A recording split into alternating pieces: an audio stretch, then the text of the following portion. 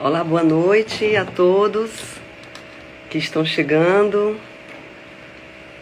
Já vi que a nossa convidada já está aí, a Nete. Vamos aguardar só uns 2 minutinhos para que todos possam ir chegando. Queremos dizer que nós estamos muito felizes com a nossa convidada de hoje. Ela foi uma indicação muito mais do que especial da Chieco e da Luísa Trajano, diretamente para a nossa presidente do Conselho da Mulher Empresária, a nossa querida Jacira Aikel, a quem eu aqui deixo minha gratidão por ela ter permitido que eu fizesse essa live aqui com a Anete. Permitido uma maneira de dizer, porque como o contato foi dela, mas ela, um coração maravilhoso, disse: Magnólia, eu quero que você faça essa live. Então, estou muito agradecida. Agradecer também ao nosso presidente, Cristiano, que tem nos dado toda a força possível nesse momento e nos levado aí por esse tempo que nós estamos agora de pandemia, né? Mas que a ACM está indo aí forte, numa dedicação constante na informação para o empresário. E dos canais de informação são as lives que nós estamos fazendo, trazendo pessoas cada vez mais interessantes, assuntos pertinentes ao momento atual, né? Então, vamos aqui buscar aqui a nossa querida Nete, nesse momento.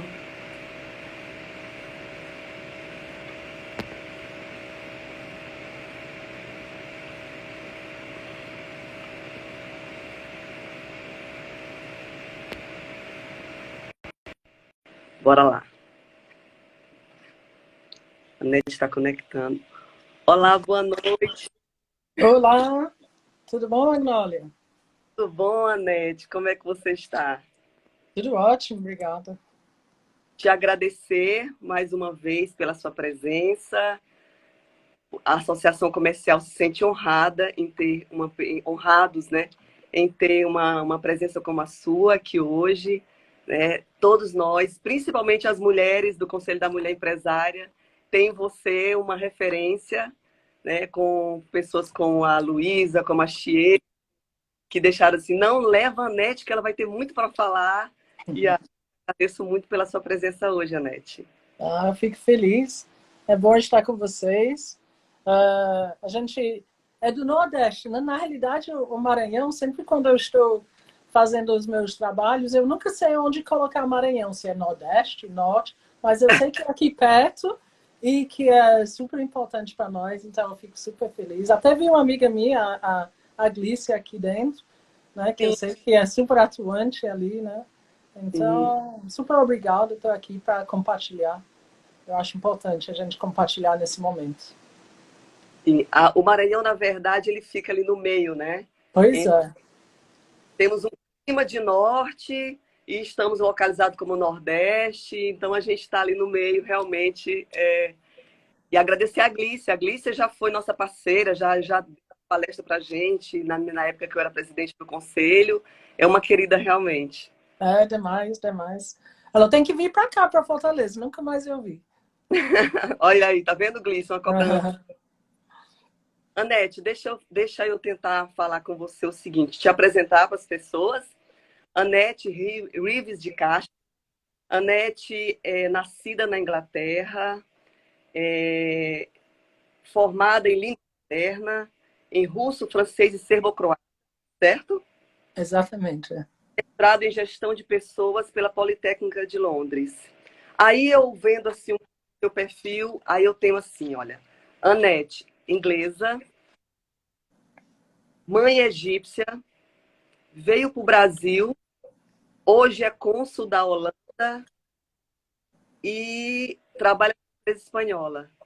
Anete, você Pois é. é do mundo.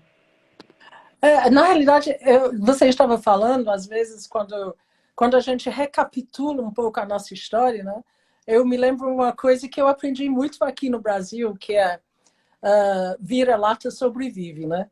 Então, quando você é tudo mesclado, muitas vezes você tem a capacidade de sobreviver, né? Então, realmente eu tenho uma mescla muito grande. Eu me lembro quando os meus filhos eram pequenos, eu falava para eles: vocês são descendentes dos fenícios. E eles começavam a chorar porque não entendiam nada. O que é isso, mamãe? A gente vem da onde? Entendeu? Mas realmente eu tenho um sangue muito misturado, né? Tanto como eu nasci e como eu construí a minha vida. E eu acho que isso só pode agregar, pelo menos agrega nas experiências, né, Magnólia? E uma das coisas que a gente precisa sempre fazer é aprender com as nossas experiências, que sejam positivas ou que sejam negativas, né? Mas as experiências constroem a nossa personalidade, constroem o nosso caminho. E realmente eu tive muita sorte, eu diria, por ter passado por tudo que eu passei, né? Desde pequenininha. Vamos construir uma linha do tempo para que as pessoas conheçam mais da história, né? Me conta aí um pouco. Você em inglês veio para o Brasil, isso é uma história que todo mundo gosta de escutar. Eu sei que você já deve ter contado mais de 1000 vezes, mas eu peço novamente que você conte a gente. Como foi essa vinda para o Brasil, Anete? Foi muito simples. Na realidade, eu morava em Londres, eu conheci o Marcos, meu marido, e depois de 3 anos ele disse: eu preciso voltar para minha casa porque meu pai está muito velho, preciso cuidar da empresa dele e eu vou ter que voltar. Então eu disse: então eu vou junto. Pronto. Foi basicamente isso. Se eu for dizer que eu escolhi, que eu pensei muito, eu acho que não. Eu acho que foi uma decisão basicamente que o Max tinha que voltar para o Brasil e naquela época, na realidade, eu estava trabalhando na Shell Internacional. Eu entrei na Shell num programa muito complicado para entrar, tinha muitos candidatos. Eu consegui entrar, por sorte, aliás, mas até porque eu não estava muito buscando o ramo de gestão de pessoas. Mal entendia que isso poderia ser o meu ramo na vida, né? E consegui entrar com muita dificuldade, depois de 4 dias de entrevista. 4 dias. 4 dias de entrevista naquela época, né? Só que quando eu entrei, o desafio não era tão desafiador quanto eu achava. Então, vir para o Brasil era um desafio muito grande. Eu era muito nova, então eu acho que foi muito fácil tomar a decisão de desafiar o Brasil e vir para cá com o Max. Então, a gente casou. A mamãe não ia me deixar sair da Inglaterra sem casar, então casamos. E eu costumo dizer que eu não vim para o Brasil. Eu vim para Fortaleza. Eu vim para Sim, o Nordeste, que naquela época o Brasil era muito maior do que é hoje, né? Hoje as distâncias são muito menores, mas sim. naquela época não. Naquela época o Nordeste era muito diferente da minha vida. Eu morava em Londres, morava sozinha, uma vida de executiva, eu estava super bem, ganhava super bem e, e totalmente independente, ia para o teatro, cinema, tudo direto. E cheguei aqui em Fortaleza naquela época, 1983. Primeiro, mulher não trabalhava. Mulher, quando a gente saía, o homem de um lado, a mulher do outro. E eu não falava português. Então, com as poucas que eu conseguia falar, tinha que falar de empregado e de bebê. E eu não tinha nem empregado nem bebê. Então, eu estava um pouquinho perdida. Na realidade, sofri um pouquinho quando eu cheguei. Não foi tão fácil. Eu digo que eu passei 2 anos chorando, até decidir que se eu ficava questionando, se eu ficava comparando, eu ia estar perdendo meu tempo e desperdiçando a minha energia. Então, foquei na minha vida, isso teria que ser minha vida. Eu não poderia olhar para trás e dizer que eu tinha errado, porque era também muito vaidosa, muito determinada. Então, comecei a fazer a minha vida e, bom, eu só posso dizer que eu nunca olhei para trás ou nunca me arrependi. Sofri bastante, Sim, mas eu nunca me arrependi. E eu pego disso, só voltando um pouquinho para trás, para o pessoal entender um pouquinho melhor, a minha mãe era egípcia. A mamãe certo. nasceu em Alexandria, também era a mais nova de 4 filhos, os outros homens, e a mamãe nasceu numa família muito rica e foi criado para ser dondoca, para ter filhos, para casar e ter filhos. Mas mamãe também era meio rebelde, e com 20 anos ela casou com meu pai, um oficial do exército inglês, que era, naquela época, cuidava do Egito. E ela veio embora para a Inglaterra, meio de rebeldia, para mostrar que ela podia ter a sua independência. E a mamãe também sofreu muito quando ela chegou na Inglaterra. Aliás, ela sofreu muito mais do que eu, porque teve uma vida de casado bastante turbulenta. Aliás, quando eu nasci, eu fui criado pela mamãe sozinha. E naquela época, a mamãe criou 5 filhos sozinhos, no final dos anos 50, que também não era muito comum.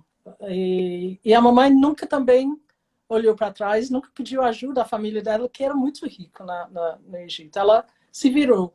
E eu acho que talvez isso foi a semente que ela deixou na gente, em Tenha, todos nós. tenha Que a certeza. gente, isso, a gente tinha que saber fazer e saber fazer acontecer por nossa conta. Eu já li muito sobre isso. A referência feminina, a referência da mãe, ela deixa muito, características muito fortes, principalmente nas mulheres, né? De mãe para filha. A minha mãe é também uma matriarca, assim, nós somos 12 mulheres lá na minha casa, contra Uhum. 4. Então, assim, a presença da minha mãe é muito forte. A gente sempre acaba lendo muito sobre isso. E isso que você está falando da sua mãe tem muito, realmente, é uma referência que vai ficar para a vida sua É, e para a certeza. é Essa, isso mesmo, é isso mesmo. Imagino você aqui no norte ou nordeste, o que for, né? Assim, dirigindo a empresa. Também não é fácil, né? Porque quando eu cheguei, eu vi para uma empresa uma empresa familiar. Eu passei mais de 30 anos no Grupo Edson Queiroz, que você conhece muito bem. E uma empresa familiar, então, com tudo aquilo que tem de bom e que tem de mais difícil lidar. Então, eu imagino como é lidar dentro da empresa familiar aqui na região. sim, você tem que se provar todos os dias, mas isso é Isso. falar de Anete. Anete, aí a Isso. questão como hoje uma das referências em executiva no Brasil, uma das 10 maiores executivas do Brasil, da Anete Reeves. Como foi essa construção? É, Começou pelo grupo Edson Queiroz e hoje você está na Mallory, que é um outro grupo, o Grupo Taurus, mas nos conta um pouco dessa tua trajetória e como foi essa sua superação.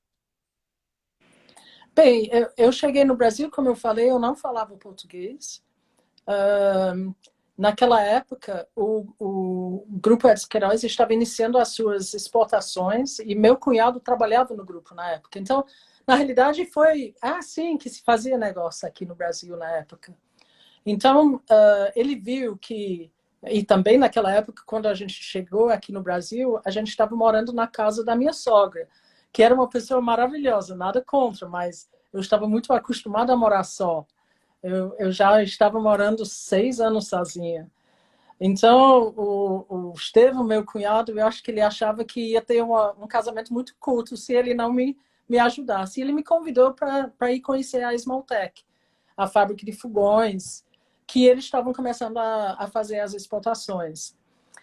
Então, eu fui para dentro da fábrica. E talvez essa experiência foi uma das experiências mais interessantes, porque a maioria das pessoas dentro da fábrica não entendia por que eu não falava português. Por que você não fala? Por que você não entende? Então, eu tinha que aprender muito rapidamente. Então, eu lutei para aprender o português rapidamente e comecei a trabalhar com as exportações, que foi muito positivo para mim, porque me permitia ter uma válvula de escape para fora do Brasil. Então, eu não estava totalmente enclausurada aqui no Brasil. Naquela época não tinha internet, a gente não telefonava para ninguém, a gente não tinha isso. Então, eu comecei a fazer as exportações, primeiro da Smalltech. No final dos anos 80, começou a discutir a liberação do país. Quando chegou o Collor, em 91, ele abriu o país e eu passei para a parte internacional das importações e eu durante a minha vida toda, durante 20 anos, eu cuidei de todo o mercado internacional do Grupo Etos Queiroz. Por ser um grupo muito diversificado, eu tive uma vida super interessante em todas as áreas, em máquinas, equipamentos, exportações, tanto da Esmaltec, em bens de consumo, como em castanha, com a castanha de caju. As caju. Então, isso. Então, eu tive uma vida, assim, que sempre me desafiava. Foi muito legal. E fui construindo tudo isso, porque tudo era novo. O ramo que eu entrei, por sorte, tudo era novo para o Brasil. Então, a gente tinha que criar isso. A gente tinha que criar os processos. Então, eu passei esse tempo todo e no início de 2003, o grupo investiu numa fábrica nova, a Esmaltec, e fez um grande investimento. E me convidaram para assumir a Esmaltec e a Cascaju como CEO. Eu digo que esse tipo de coisa ele acontece normalmente em empresas mais familiares, onde a confiança na pessoa é mais importante do que a competência. Quando eu olho para trás, eu não tinha competência nenhuma para dirigir uma empresa. Eu não estava preparado para isso. Mas era uma oportunidade que acontece de vez em quando na sua vida, e você tem duas opções com a oportunidade. Ou você fica com medo, ou você agarra e vai com aquela coragem e você faz. E durante 12 anos eu dirigi duas empresas, um de consumos consumos do bem, a linha branca, e a outra era castanha de caju. Então, duas empresas totalmente diferentes também. Haja coragem. Mas foi muito foi super importante, porque dois ramos diferentes, dois mundos diferentes, aprendizagens totalmente diferentes. Então, eu jamais posso reclamar das oportunidades que eu tive. Em nenhum momento eu deixei de ter oportunidade, ou talvez eu sempre busquei essas oportunidades e quando chegaram eu fui atrás. Então, isso foi a minha vida, sempre uma vida muito com muitas oportunidades, muitas viagens para fora, que eu poderia trazer essas experiências para dentro. Que eu digo, se eu tivesse ficado numa empresa como a Shell Internacional, mesmo ela sendo uma das maiores e melhores do mundo, eu provavelmente não teria tido todas essas experiências e eu não teria tido que aprender tanto quanto eu aprendi aqui, por ter que construir tudo. E eu utilizei os meus 4 anos na Shell sempre, ao longo da minha vida até hoje, para ter a estrutura para fazer isso. E quando eu saí em 2005, eu já conheci o Grupo Taurus e o dono do Grupo Taurus. O Grupo Taurus, o ramo é eletroportáteis, então muito parecido com a Esmaltec, o mesmo varejo, que eu conhecia muito bem. O nosso varejo, como você sabe, é um varejo que tem muita importância no relacionamentos. A gente tem ainda muitos grandes varejistas que a gente conhece muito bem. Em Maranhão tem o Matheus, que o Wilton, etc. São super amigos, são pessoas que a gente faz negócio, a Liliane também. Então, eu conheci esse ramo e o varejo brasileiro também é empolgante. A gente tem pequenos empreendedores que criaram gigantes nesse país. E quando o Grupo Taurus se aproximou e disse, você não gostaria de dirigir a nossa empresa, de levar a nossa empresa para frente, para mim era um desafio diferente, um desafio que eu poderia pegar na minha mão para mim mesmo e fazer isso. Numa situação bem diferente, uma empresa muito menor, com muito mais dificuldade, mas tinha uma coisa muito especial que eu carrego comigo até hoje e é o que me motiva bastante, que era o dono da empresa, que aliás hoje faz aniversário. Hoje a gente fez um aniversário no Zoom com ele na Espanha, ou em Catalunha, desculpa. A gente compartilha os mesmos valores. A gente tem os mesmos pensamentos. A gente tem os mesmos propósitos que motivam a gente para ir adiante. No sentido que primeiro, é a pessoa que está com a gente que vale, então a gente precisa dar o nosso todo para aquela pessoa que está ao redor da gente. A gente tem que guiar as pessoas sempre, encaminhar eles para o caminho certo, permitir que eles erram e que eles se levantam e vão adiante. Então, a gente precisa ter pessoas que vão formar a nossa equipe e estar sempre com eles, sempre desafiando eles para ir além. E até criar essas pessoas para serem melhores do que a gente. Então, é isso. Aquele objetivo óbvio, e sobretudo aqui no Nordeste, que eu acho que é ainda mais importante, a gente é assegurar emprego. Emprego é algo que me preocupa muito. Eu acho que a pandemia gerou uma preocupação ainda maior. Não simplesmente a pandemia, mas a digitalização, porque a digitalização foi antecipada. Então, a gente percebe que tem muitas pessoas que não são preparadas para esse momento e que a gente vai ter mais dificuldade de dar emprego. Mas a gente tem a obrigação de gerar emprego e fazer com que a gente possa ter uma economia circulando. A gente precisa dessa economia circulando, um ecossistema dentro da nossa economia, o dinheiro circulando 360. Então, a gente precisa de emprego. Então, a Mallory fica numa cidade pequena aqui no Ceará, com 100 mil habitantes, em Maranguape. Então, em Maranguape, a gente tem quase 10% da população que depende da gente, de uma forma ou outra. Então, a gente tem essa obrigação com as pessoas que estão ao redor, com o emprego que a gente precisa gerar. E, queira ou não queira, com aquele desafio de fazer dar certo. Mesmo com todos os problemas que você possa ter, você ter aquele desafio que eu posso fazer muito mais ainda. Então, a gente compartilha mesmo os valores. Isso que você está falando, eu li uma frase sua que fala assim: o sucesso compartilhado é o único caminho para a perpetuidade das empresas. Casa bem, eu tinha marcado essa frase, mas o que você está falando, quando a verdade vem de dentro, é assim, né? Você acaba de nos colocar isso, que, na verdade, tudo vai das pessoas, pela gestão que você faz da tua equipe, quem está do teu lado, do outro lado também, do teu fornecedor, do teu cliente. Certamente. Isso. É a cadeia. Então, não adianta. Se essa cadeia tem fragilidade, não faz bem. Então, o fornecedor, a gente precisa estar bem com o nosso fornecedor, a gente precisa ter transparência com o nosso fornecedor, a gente precisa cuidar dele. A gente viu muito isso, na realidade, a Mallory é uma empresa de portáteis, então nós temos uma dependência muito grande na China.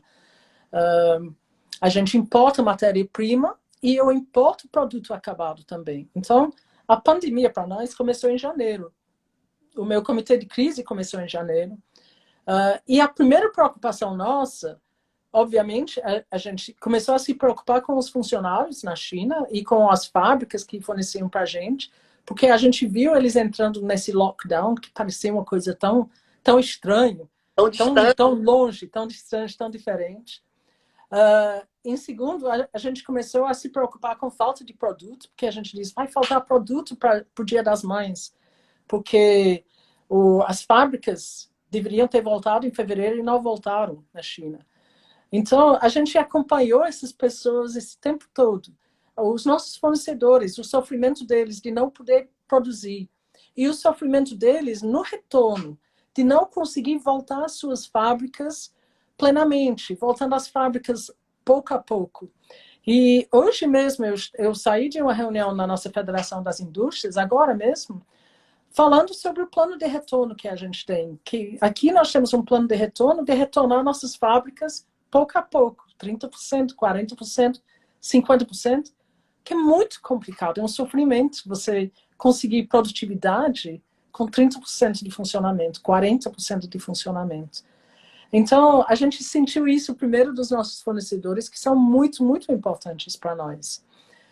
Daí agora a gente começou a sentir com a gente. Então, a gente primeiro, nas pessoas que estão ao redor da gente na empresa, obviamente você começa com a situação prática, né? Como é que eu vou fazer? Como é que eu vou fechar a minha fábrica? Aqui no Ceará, as fábricas foram fechadas. Hoje foi o dia de retorno, né? Hoje foi o dia de retorno, mas quando resolveu fechar, o que você, né? Eu sei que a pessoa humana e a líder, né? A CEO dessa empresa, como passar isso para os teus funcionários? Como foi você agir para que isso acontecesse da melhor forma? Bem, a única coisa que a gente pode passar para o funcionário é aquilo que a gente não tem, mas a gente tem que mostrar, que é a tranquilidade. Então, a primeira coisa. E a gente não entendia, ninguém entendia. O primeiro decreto foi 15 dias, mas era óbvio que não seria parado de 15 dias. E eu me lembro o dia que eu andei na minha fábrica falando para o pessoal, até me despedindo, eu não entendia bem que a gente ia fechar a fábrica. Veio muito de repente. Eu acho que o último dia na minha fábrica foi dia 20 de março, e no 21 a gente recebeu o decreto dizendo se a gente tinha que fechar. E nós tivemos 2 dias para fechar. O que a gente tinha que dar para eles? Primeiro, tranquilidade, mas também realidade. Tranquilidade no sentido, não se preocupem, porque vai passar. E primeiro, como pessoas, né? Não se preocupem, se cuidam. E sigam as orientações como pessoas. E dois, tranquilidade referente ao emprego. Porque quando você começa a se preocupar em perder seu emprego, isso é sintomático. Você passa a ter uma fragilidade física. E essa fragilidade física, ele pode te baixar a sua imunidade. Então, o que a gente tinha que dizer é não se preocupem, a gente vai lutar para que tudo dê certo e não vamos perder empregos. E isso é muito difícil você dizer quando ninguém sabe o futuro. A gente está tomando decisões sobre um futuro desconhecido. Sim. Então, primeiro era a tranquilidade que a gente tentou dar. E durante toda essa pandemia, a gente, na realidade, eu nunca falei tanto com os meus funcionários, porque a gente fez lives quase toda semana com todo mundo. A gente deixou aberto e criamos projetos. A gente criou o projeto do voluntariado, a gente criou o projeto de saber o que cada um estava fazendo em casa, se ele estava cuidando da esposa, se ele estava cuidando dos filhos, qual hobby que eles estavam fazendo. A gente criou vários projetos e vários lives de comunicação, porque eu acho que a grande preocupação é a comunicação. Mesmo que a comunicação, em alguns momentos, não seja legal. Por exemplo, quando a gente teve que comunicar a redução de jornada, redução de salários, a gente tinha que se preparar para isso e preparar os funcionários para isso. E manter eles motivados mesmo com as dificuldades. Então, a comunicação e a tranquilidade, mesmo na turbulência, é algo que a gente tem uma obrigação de ter e de fazer, mesmo que nós mesmos não temos todas as certezas nas nossas mãos. E pela primeira vez em muito tempo, muitos de nós que lideramos, a gente está numa zona que não é a nossa zona de conforto, porque a gente estava acostumado a ter certezas, ou mais ou menos certezas. A gente achava que tínhamos as soluções. E o ano de 2019, a gente já tinha mais certezas ainda. 2020, a gente dizia assim, ai, acaba 2019 em 2020, porque tudo vai ser, né? Aí agora a gente está assim, tem como voltar e voltar para 2019. Pois é. Então, É um momento muito complexo. Eu acho que ninguém pode dizer que esperava. Eu acho que muitos de nós, frequentemente eu me digo, como é que eu não previ nada? Como é que a gente não previu que isso afetaria a gente tanto?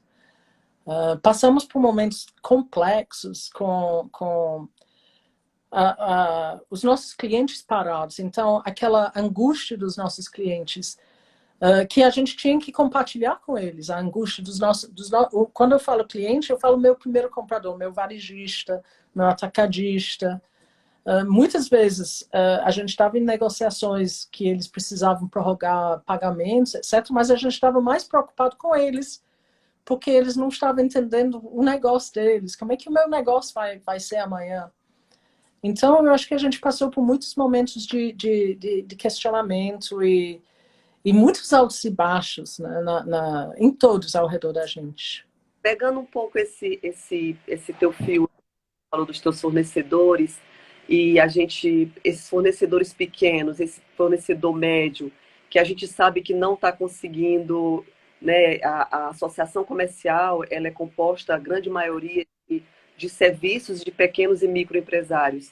esse pequeno e microempresário, como é que você vê esse comportamento?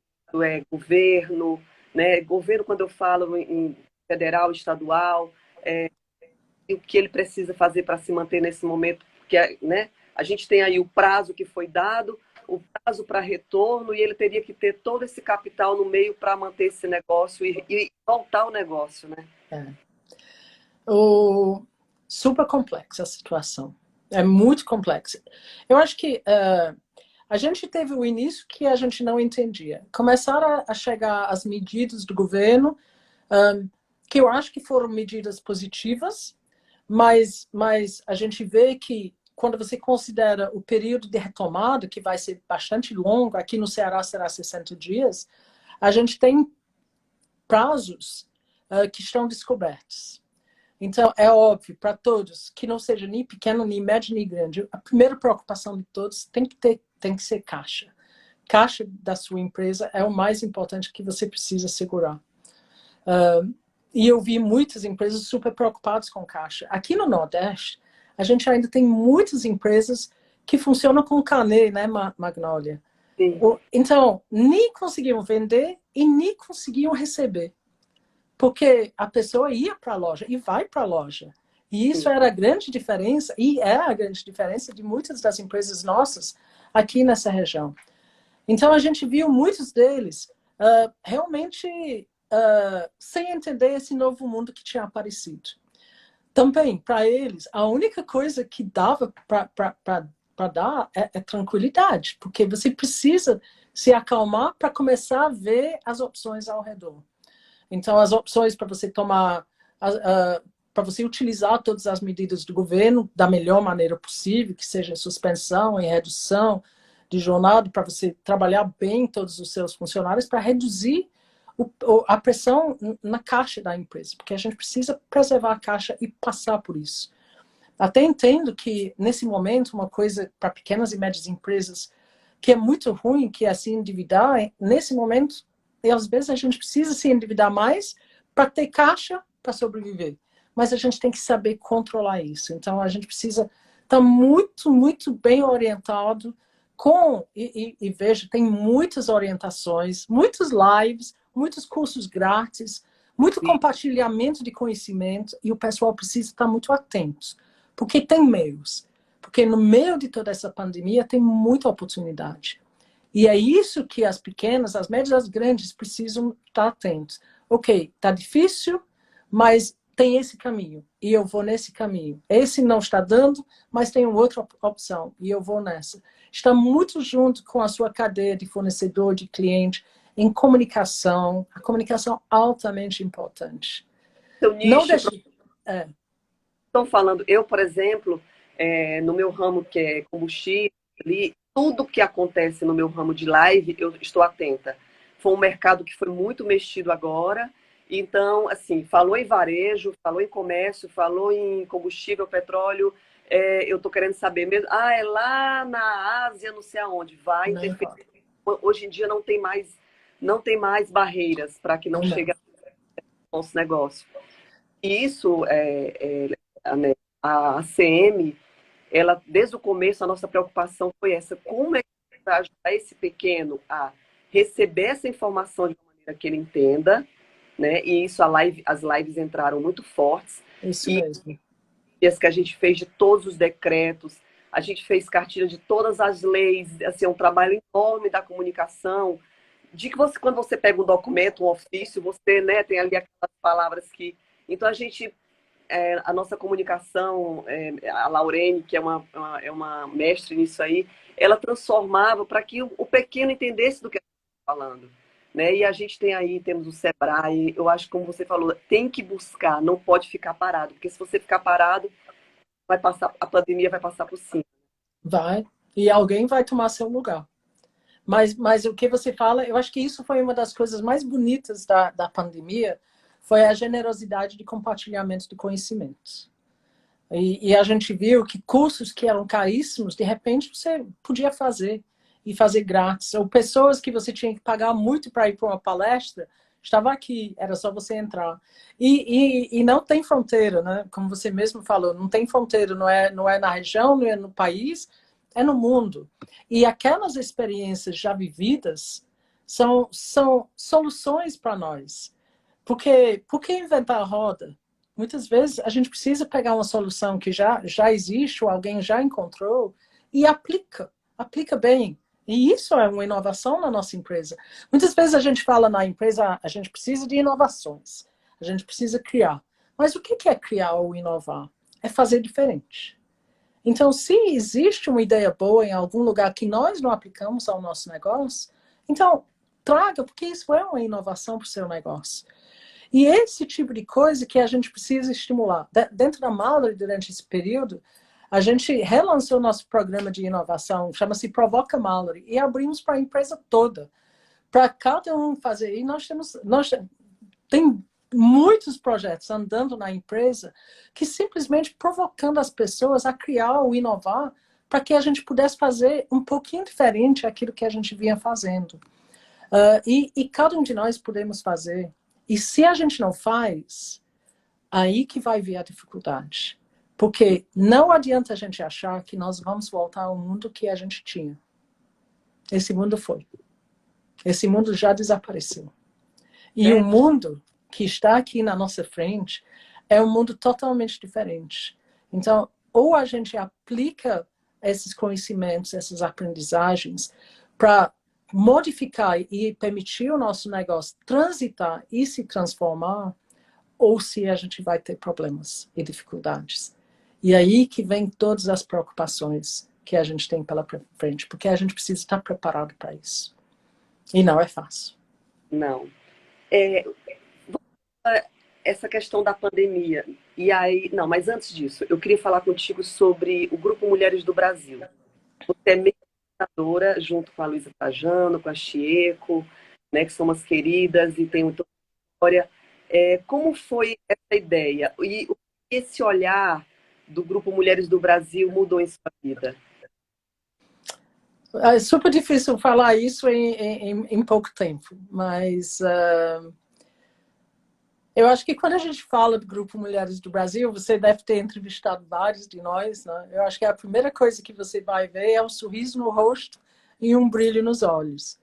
Porque esse grupo transformou a vida de todos nós. E todo mundo que entra e se engaja, ela passa a entender como compartilhar um propósito com milhares de pessoas pode também transformar a sua própria vida.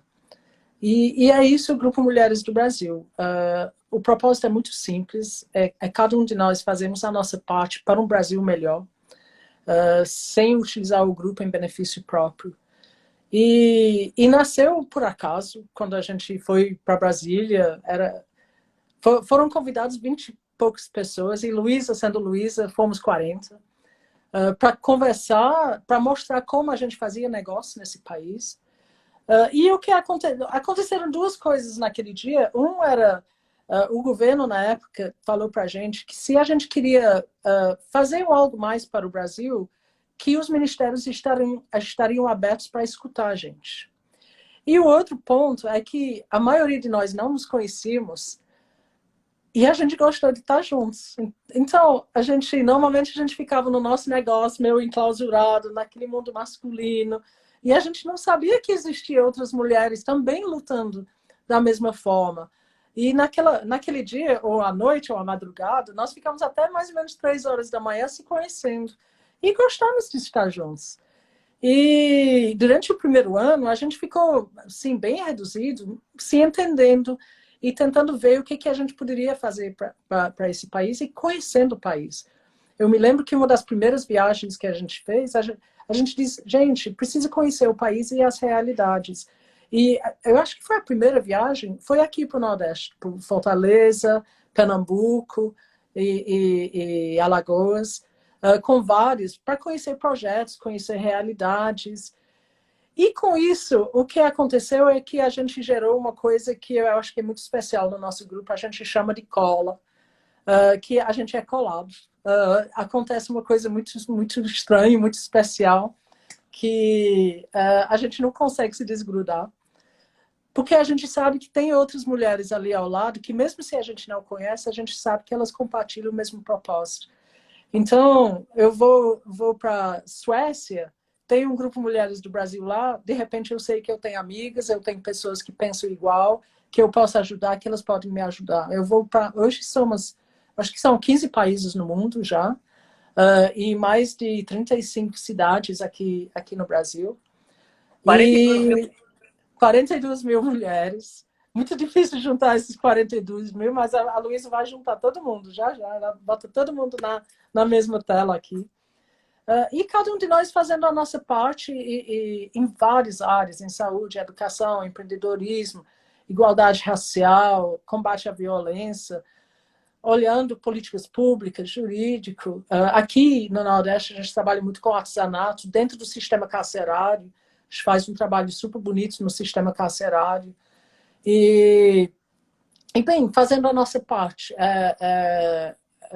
Eu acho que a gente diz que a gente está fazendo a nossa parte, mas, com toda sinceridade, o Grupo Mulheres do Brasil faz muito mais bem a nós do que a qualquer outro também, porque a gente se sente bem fazendo.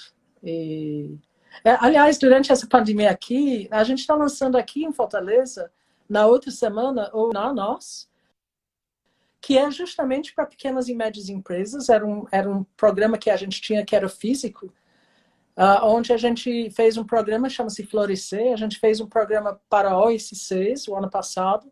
Formamos 12 OSCs num programa de 6 meses, com o apoio da Unicef aqui em Fortaleza.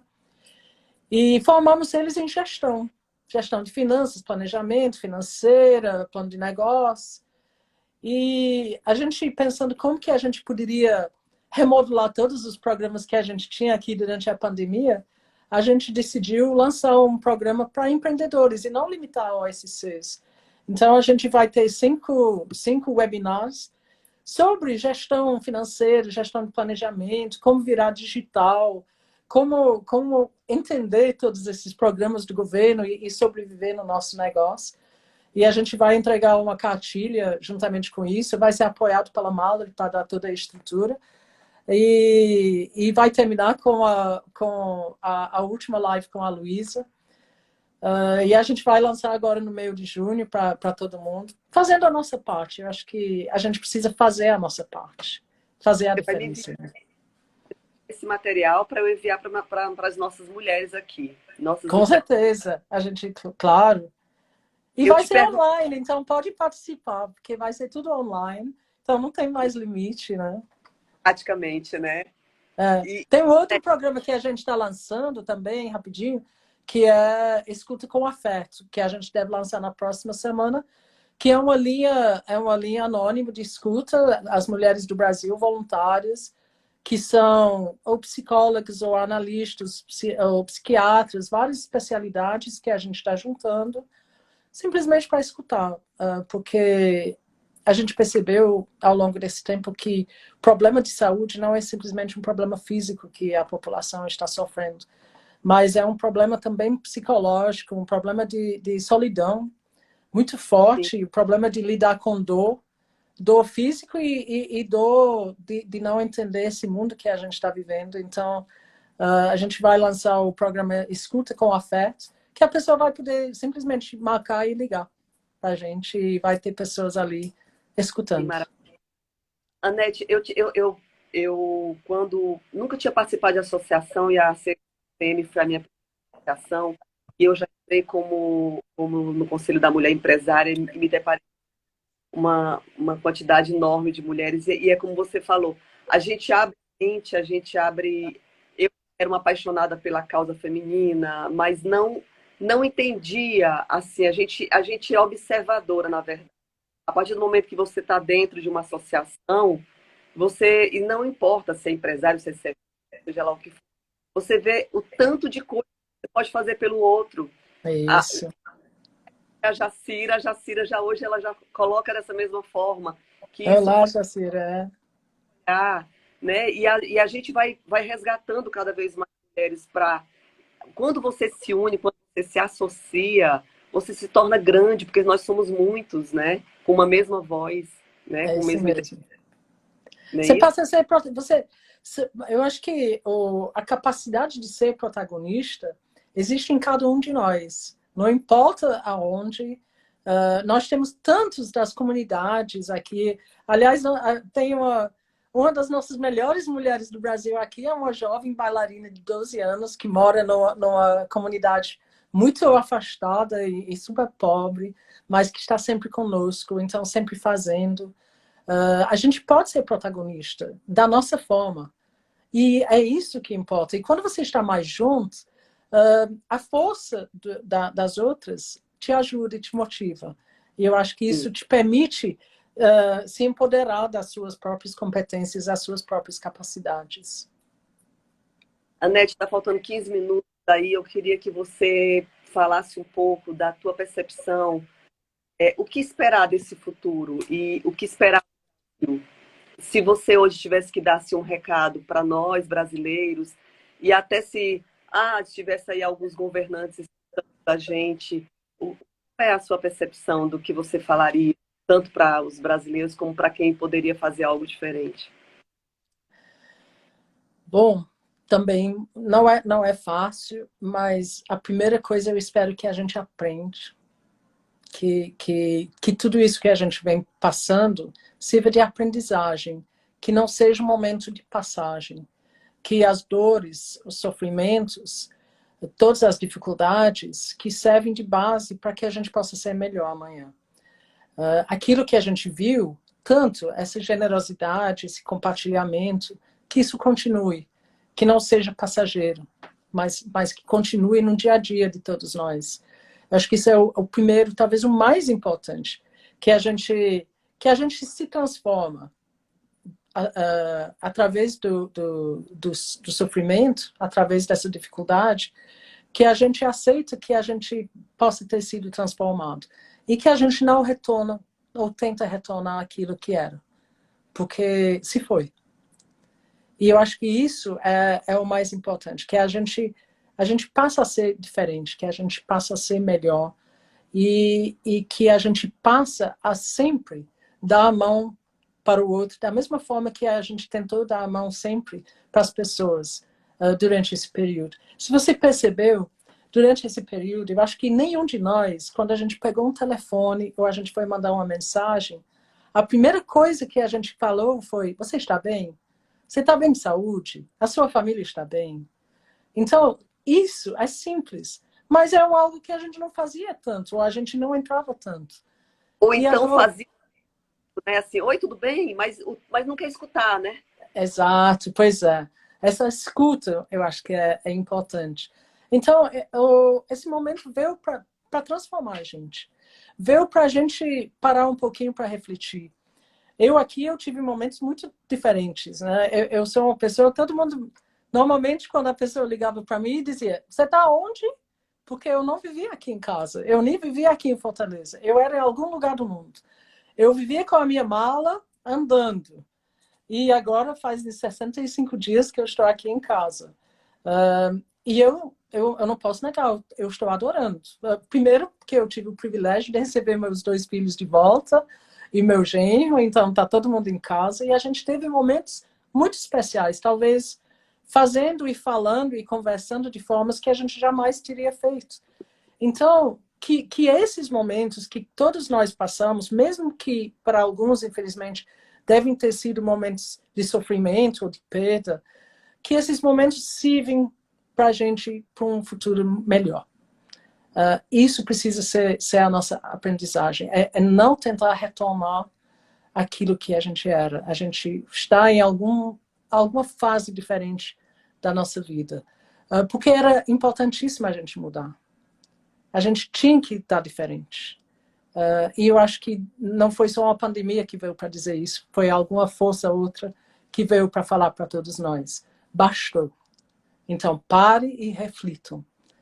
Então, eu acho que esse é o mais importante. Eu acho que tem um outro ponto que é mais técnico, que é a situação da digitalização.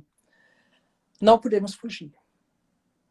Então, nós como empresas, ou nós como que seja pequenos ou médios ou grandes, a gente tem a obrigação de aceitar essa digitalização, porque veio para ficar, ele foi antecipado.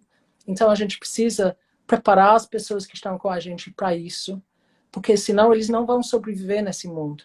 Quantas pessoas que tinham direito aos R$ 600 não conseguiram receber porque não sabiam digitalizar a sua senha ou não sabiam fazer alguma coisa?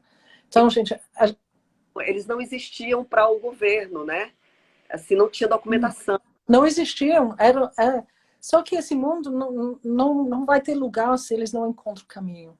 Então, a gente precisa ajudar essas pessoas a encontrar o caminho, porque o digital, esse digital que veio para ficar, não é o digital que a gente achava. É o digital que está em todos os nossos processos. Ele veio para mudar a nossa vida. Então, a gente não pode fingir mais de ser digital. Ou a gente é, ou a gente não é. E a gente vai precisar ajudar muita gente a entrar nessa nova onda, porque realmente o mundo já veio. Tudo foi antecipado. Todos esses lives, os webinars, todos os calls, os video calls, já existiam, mas a gente tinha um receio de utilizar. Porque nós somos seres humanos, então a gente não achava que a gente podia utilizar dessa forma, e nós vimos que é possível. Então a gente precisa ajudar aquelas pessoas que não têm essa facilidade toda a encontrar esse caminho. Isso é super importante. Senão a gente vai ter muitos problemas com a boa parte da população. Sim. Os meus funcionários, agora, dia primeiro, as perguntas que faziam para o meu pessoal de RH é quando a gente volta, quando a gente volta. Então, assim, eu ainda vou fazer uma declaração para eles, conversar com todos, com quem eu puder, dizendo o seguinte: aproveitem o tempo em casa, façam o trabalho de vocês, vamos nos acostumar a essa distância, a essa forma digital de trabalhar. E mais do que tudo, se cuidem, não precisam, né? Não precisam ir para a rua agora antecipadamente, se não Não se tiverem. apressam, né? Não se apressem, deixe que a coisa aconteça e aproveite esse momento. Como você disse, aproveite sua casa, aproveite sua família, né? Tente se aprofundar na sua profissão, seja lá qual ela for, né? E vamos com calma, né? Vamos uma etapa de cada vez, porque eu, sinceramente, eu tenho muito medo desse retorno que nós estamos fazendo, meio no escuro, e de que a gente trate mais as pessoas do que já foram maltratadas. Não é isso? Então, tem que a gente tem esse papel de mostrar aos nossos colaboradores que tenha calma e que tudo vai acontecer da melhor forma. Precisam se cuidar. Eu entendo que, de uma forma ou outra, a gente precisa reduzir um pouco a velocidade e saborear muito mais tudo que está na frente da gente. A gente não saboreava, né? A gente não... Vamos, a gente estava naquele ritmo que o valor, ele tinha pedido, a gente tinha pedido uma noção de valores. Você sabe, tem uma coisa que eu não falei, mas na realidade eu tenho um irmão, o irmão que foi criado comigo, ele tem 3 anos mais do que eu, que é cego desde nascença. E ele mora sozinho na Inglaterra, totalmente independente. E nessa pandemia, a gente, obviamente, eu estou ligando para ele todo dia, ou ele está ligando para mim todo dia. E ele está sozinho, porque o lockdown na Inglaterra, mesmo que chegou tarde, ele chegou para valer. Então, ele não pode sair, proibido. Então, ele está sozinho há mais de 60 dias também. E o ânimo dele é impressionante. O ânimo, a energia e a calma. E ele que fala para mim, Anete, não volta com muita rapidez. Eu espero que vá voltando pedaço por pedaço, porque aquele ritmo não era correto. Não era legal. E a gente precisa saber viver com a gente mesmo. Né? A gente precisa voltar um pouquinho para dentro da gente. E, sem dúvida, esse momento serviu para a gente, ou espero que serviu. Nesse momento, eu até comecei a ficar preocupado que talvez eu não tenha feito tudo que era para ter feito nessa pandemia. Vai faltar tempo, sabe? Que é aquela ansiedade que a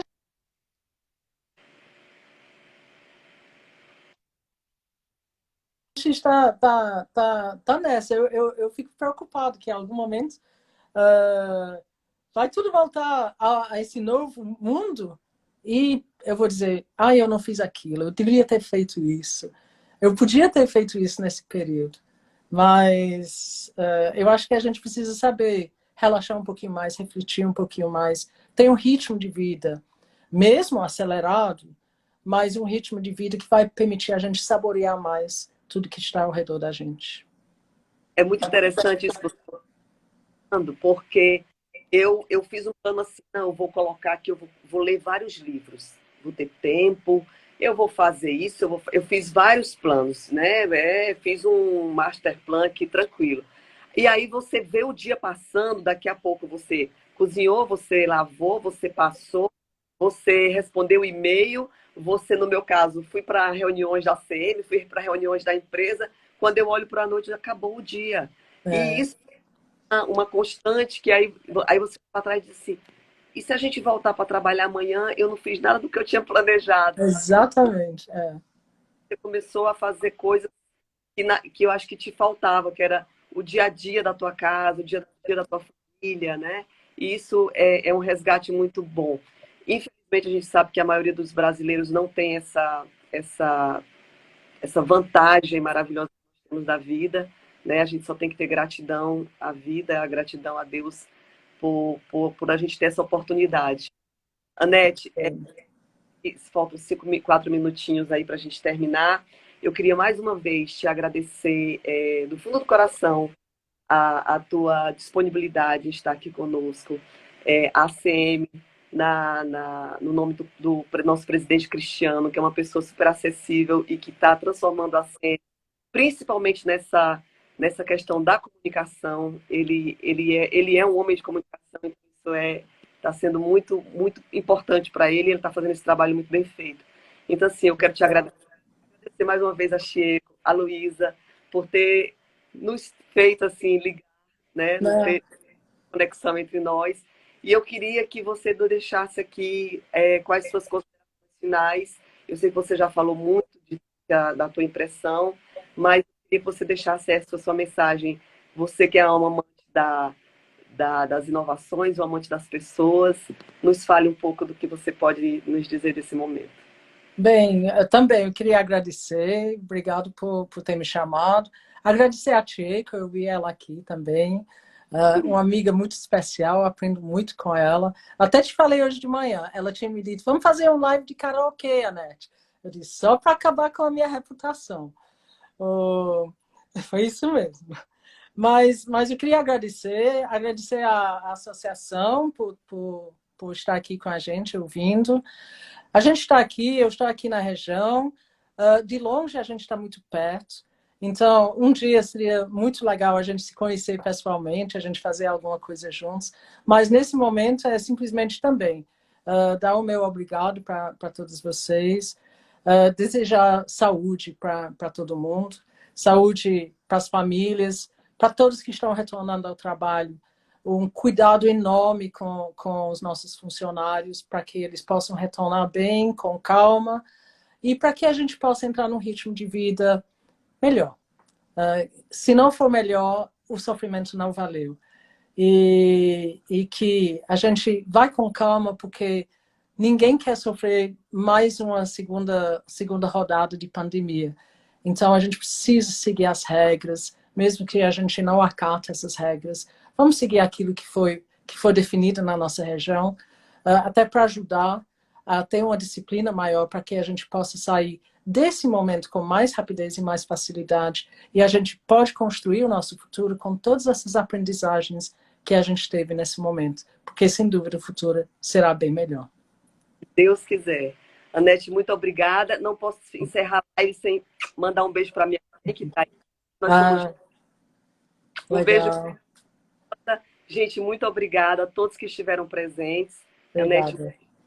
boa noite. Um Obrigada a beijo. vocês. Um abraço grande. Tchau, Tchau, tchau. tchau. Obrigada.